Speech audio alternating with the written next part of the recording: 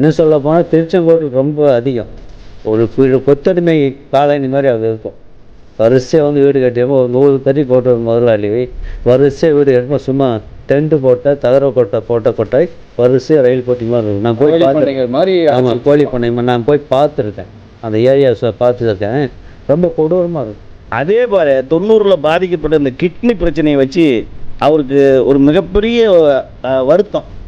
ஒரு உடல் உறுப்பை விற்று பிழைக்கிற அளவுக்கு தறிக்காரங்க நிலைமை இருக்குது அப்படின்னு சொல்லிட்டு அதை ஆய்வு பண்ணி இன்றைக்கி கிட்னி சம்மந்தமாக ஒரு நாவலும் எழுதியிருக்கிறாரு. அந்த நாவல் போன மாதம் வெளியிட்டிருக்கிறாப்புல.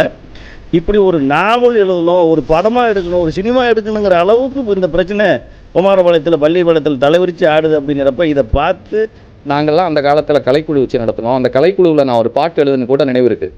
என்னென்னா, தறியோட்டி பழக வாரியா, தறியை நம்பி பழைக்க போறியா, பஞ்சம் பழைக்க பட்டண வாரியா, 12 மணி நேரம் உழைப்பியா, பாக்கி வாங்க போறியா, வட்டிக்கு வாங்க போறியா, பட்டினி கிடக்க முடியாமல் கிட்னியை விற்பியா என்றெல்லாம் அப்பொழுதே நான் சொல்கிறது 1990 அந்த காலகட்டத்திலே பாட்டு வருவது. ஒரு டாக்டர்கிட்ட, ஒரு கார்போரேட் டாக்டர்கிட்ட ஒரு கருமுட்டை பெண்ணுடைய கருமுட்டை கொடுத்தா லட்சங்களில் பல லட்சங்களில் கொடுக்குறான். இதை தெரிஞ்சவன் டேன்னு கத்தாதுக்குள்ளே போட்டான். கடவுடன்னு போட்டான்.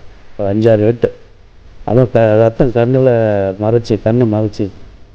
இதற்காக ஒரு சங்கத்தையே தொடங்கணும். நாங்கள் அந்த காலத்தில் சிறுநீரக இழப்பு தடுப்பு சங்கம் என்றோ அல்லது சிறுநீரகம் இழந்தோர் வாழ்வு நல பாதுகாப்பு சங்கம், உரிமை நலச் சங்கம் என்றோ ஒரு சங்கத்தையே இந்த சிறுநீரக கிட்னி இழந்தவர்களுக்காக ஒரு சங்கத்தையே உருவாக்கணும் என்றால் அது எந்த அளவுக்கு இந்த விசைத்தறி மற்றும் கட்டட தொழிலாளர்கள், பல்வேறு கூலி தொழிலாளர்கள், உழைக்கும் மக்கள், ஏழை எளிய மக்கள் தங்களுடைய வறுமையை போக்கிக் கொள்வதற்காக இங்கே வந்து முன்படம் என்கிற பெயரில், பாக்கி என்கிற பெயரில் நிறைய பணம் கொடுக்கப்படும்.